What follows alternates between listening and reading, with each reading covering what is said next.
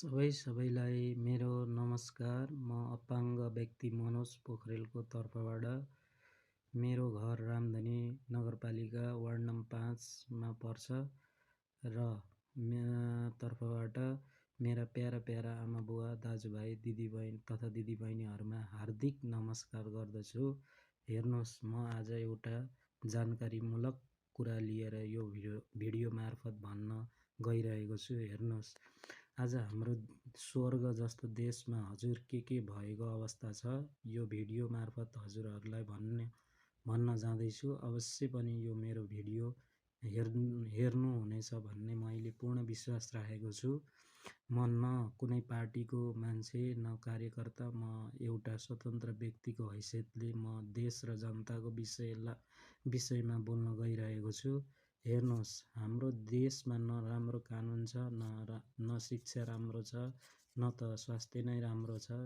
यो सब हुनुको पछि नेपाली जनताको हात छ। हामी नेतालाई दोष लगाउँछौँ। त्यो फलानु नेतालाई मैले भोट दिएको थिएँ, मलाई त त्यो नेताले हेरेन, वास्तै गरेन, मैले भोट दिएर जिताएको थिएँ, अहिले ठुलो मान्छे भएछ भनेर भन्छौँ। अनि हामी नेपाली जनता चाहिँ के गर्छौँ थाहा छ? झुट्टो बोल्छौँ, भवन तोडफोड गर्छौँ, लडाइँ झगडा गर्छौँ, आगजनी गर्छौँ र नेताले गरेन भन्छौँ। अनि यत्रो 3 करोड जनतामा तपाईँ एक्लैलाई गरेर मात्र भएन होला नि त, 3 करोड नेपालीलाई पनि त गर्नुपर्ने होला नि त। त्यो कहिले बुझेको सोचेको छ यी नेपाली जनताहरूले? हो, देशमा आज यो हविगत छ, म मान्छु। देश नेताले कङ्गाल बनाए, त्यो पनि मान्छु।